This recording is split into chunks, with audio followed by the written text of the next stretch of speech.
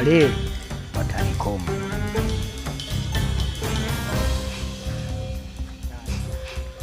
Watanikoma.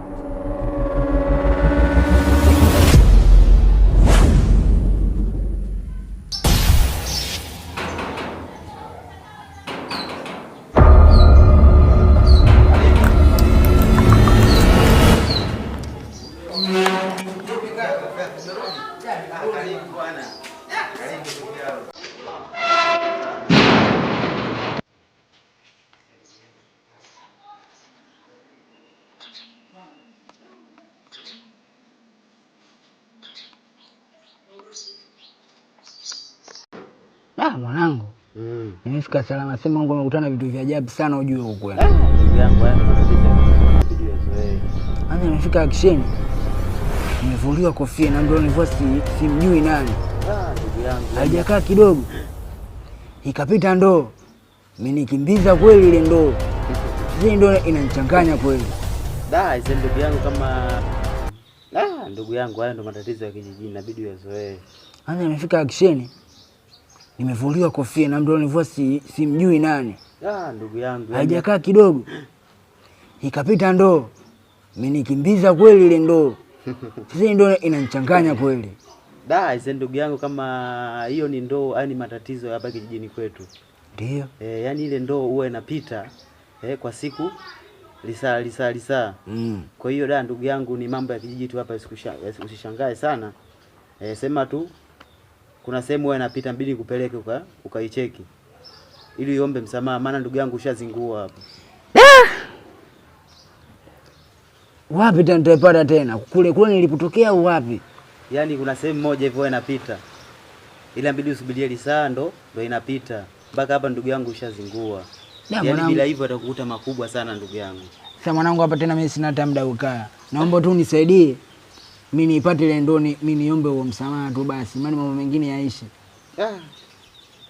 Ndugu yangu ni matatizo makubwa sana. Sema tu usiwaze tuondoke.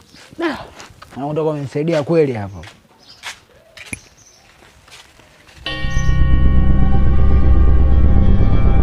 Hapa nasubiri ndoo mpaka ipite tukamalizane nayo. Na ndoo sana pita baada ya dakika ngapi? Nawe acha mawenge. Hiyo ndio na makusudi kweli.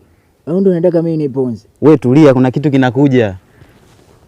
Watu watafikiria vibaya hapa. Wewe ndio sikilizia sasa. Oa, sikia ndo yako ile pale nakuja.